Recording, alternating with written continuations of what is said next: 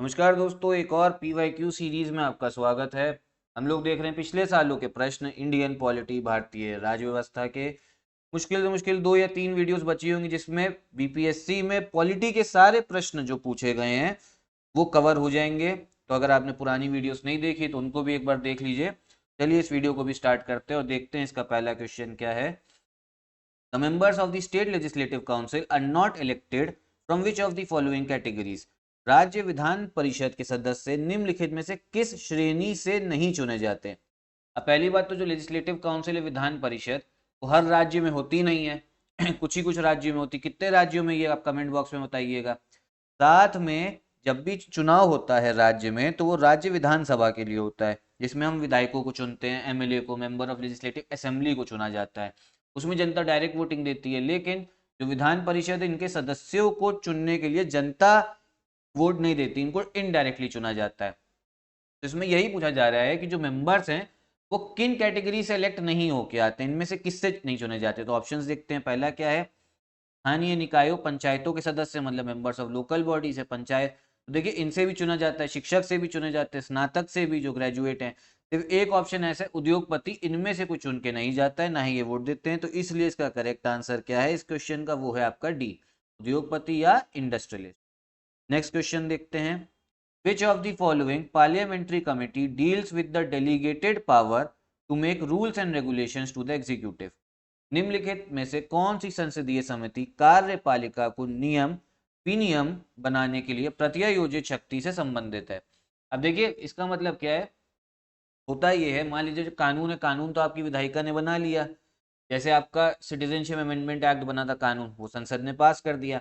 अब उसके अंडर में बहुत सारे रूल्स बनाए जाएंगे जो आपकी विधायिका नहीं बनाती। वो कौन बनाती है, वो कार्यपालिका बनाती है। उसमें भी एक कमेटी होती है, वो बनाती है। तो इसमें यही पूछा जा रहा है कि कौन सी कमेटी जो है वो नियम बनाती है। ठीक है, तो ऑप्शंस क्या क्या है आपके। कमेटी ऑन एग्जीक्यूटिव लेजिस्लेशन, कार्यकारी विधान पर समिति, कमिटी ऑन सबऑर्डिनेट लेजिस्लेशन, अधीनस्थ विधान पर समिति, कमिटी ऑन एडमिनिस्ट्रेटिव लेजिस्लेशन, प्रशासकीय विधान पर समिति, कमिटी ऑन डेलीगेटेड लेजिस्लेशन, प्रत्यायोजित विधान पर समिति, या इनमें से कोई भी नहीं। तो इसका जो करेक्ट आंसर है वो है आपका B, committee on subordinate legislation. जो सबऑर्डिनेट लेजिस्लेशन वाली कमेटी है वो बनाती है आपका जो रूल है, जो रेगुलेशंस हैं, तो कौन बनाएगी, कमेटी ऑन सबऑर्डिनेट लेजिस्लेशन। तो ध्यान रखिए करेक्ट आंसर कौन सा आपका बी है। नेक्स्ट क्वेश्चन देखते हैं। Article 300 of the Indian constitution deals with, भारतीय संविधान का अनुच्छेद 300 किससे संबंधित है।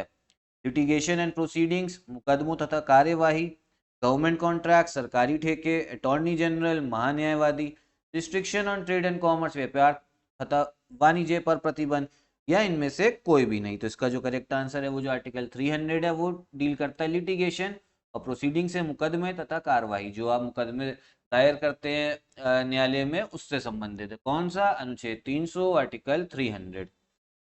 अगला क्वेश्चन देखते हैं। On what is the judicial system in India based, Bharat में न्यायिक प्रणाली किस पर आधारित है। ऑप्शंस क्या क्या है। संविधान, नियमित कानून की उचित प्रक्रिया, due process of law, tradition परंपरा, प्रोसीजर एस्टैब्लिश बाय लॉ, कानून द्वारा स्थापित प्रक्रिया, या इनमें से कोई भी नहीं। देखिए जो इसका करेक्ट आंसर है, जो हमारा जुडिशियल सिस्टम जो इंडिया में बेस्ड है वो आप बोल सकते हैं प्रोसीजर एस्टैब्लिश बाय लॉ भी है, कॉन्स्टिट्यूशन भी है, ड्यू प्रोसेस भी है। तो इसका जो करेक्ट आंसर है वो है मोर देन अबव, उपयुक्त में से एक से अधिक। तो इसीलिए इसका करेक्ट आंसर हो जाएगा आपका ई हो जाएगा। किसका, 174 वाले कौन सा करेक्ट आंसर हो जाएगा, वो हो जाएगा आपका ई हो जाएगा। ठीक है, ध्यान रखिएगा। फिर नेक्स्ट क्वेश्चन क्या है आपका। 2022 के भारत के 16वें उपराष्ट्रपति चुनाव के लिए निर्वाचक मंडल में कितने सदस्य थे। Electoral college for the 16th vice presidential election of India for 2022 consist of how many members.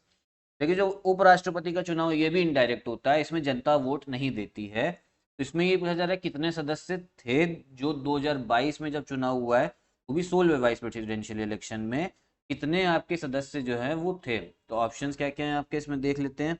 798, फिर 788, 545 या 250। तो इसका जो करेक्ट आंसर है वो है आपका, सोचिए क्या हो सकता है। अच्छा पहले आप कमेंट बॉक्स में ये बताइएगा कि जो 16वें वाइस प्रेसिडेंट बने, उपराष्ट्रपति बने हैं, उनका नाम क्या है, वो कमेंट बॉक्स में बताइएगा। आप लोग वीडियो देख लेते लेकिन कमेंट बॉक्स में बताते नहीं है, तो जरा देख के और सर्च करके जरा लिख दिया करिए, ताकि इससे आपको भी याद हो जाएगा, ठीक है। तो इसका जो आपका करेक्ट आंसर है वो है आपका बी 788, 788। तो 788 मेंबर्स थे, वो थे आपके निर्वाचक मंडल में सदस्य। इलेक्टोरल कॉलेज के जो मेंबर्स थे कितने थे? 788, ठीक है। नेक्स्ट क्वेश्चन देखते हैं। भारत का राष्ट्रपति कितनी बार पुनः चुनाव के लिए पात्र होते हैं? The Indian president is eligible for री election for how many times?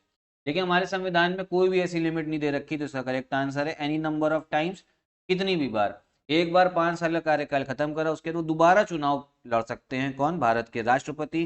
कोई लिमिट नहीं है, जबकि जो अमेरिका के राष्ट्रपति उनके पास में लिमिट होती है, सिर्फ 2 बार इलेक्शन लड़ेंगे, उसके बाद में फिर इलेक्शन वो लड़ भी नहीं सकते, वो संविधान में उनके लिखा हुआ है। भारत के जो राष्ट्रपति इंडियन प्रेसिडेंट उनके लिए कोई भी लिमिट नहीं। फिर क्या लोकसभा में सामान्यतः कितने सत्र होते हैं? Generally how many sessions are there in the Lok Sabha? 3 session होते हैं सिर्फ, ठीक है। जनरली की बात हो रही है, ज्यादातर केसेस में आपके 3 सेशन होंगे। एक बजट सेशन होता है, एक मानसून सेशन और एक विंटर सेशन, तो ये ध्यान रखिए। अगला क्वेश्चन देखते हैं। स्वतंत्र भारत के प्रथम विधि आयोग के अध्यक्ष कौन थे? Who was the chairman of the first law commission in independent India? ठीक है, इसका जो करेक्ट आंसर है वो है आपका D, mister MC Setalvad, Shri MC Setalvad. तो ये करेक्ट आंसर है, ये ध्यान रखिएगा। नेक्स्ट क्वेश्चन क्या है? सामुदायिक विकास का उद्देश्य क्या है? What is the objective of community development? की सब कम्युनिटी साथ में आगे बढ़े, तो ये बोला जा रहा है इसका क्या उद्देश्य है। ऑप्शंस क्या क्या है आपके? ऑप्शंस है economic development, build human capital, environment protection, harmonious life, या नन ऑफ दी अबव। तो देखिए इसका जो आपका करेक्ट आंसर है वो है आपका ई, नन ऑफ दी अबव, ठीक है। तो ये ध्यान रखें। अगला क्वेश्चन देखते हैं। भारत में यदि एक राज्य एक चुनाव लागू किया जाता है तो भारतीय संविधान के किस अनुच्छेद में संशोधन की आवश्यकता होगी? If one nation one election is to be realized in India, which article of the Indian Constitution will require an amendment? अब देखिए एक राज्य एक चुनाव, वन नेशन वन इलेक्शन का मतलब ये होता है कि जैसे केंद्र सरकार का चुनाव होता है, बाकी कुछ राज्यों का चुनाव केंद्र सरकार के चुनाव के साथ में होता है, लेकिन बहुत सारे राज्य हैं वो अलग अलग टाइम पे उनका चुनाव होता है। उत्तर प्रदेश का कभी अलग टाइम पे होगा और बिहार का अलग होगा।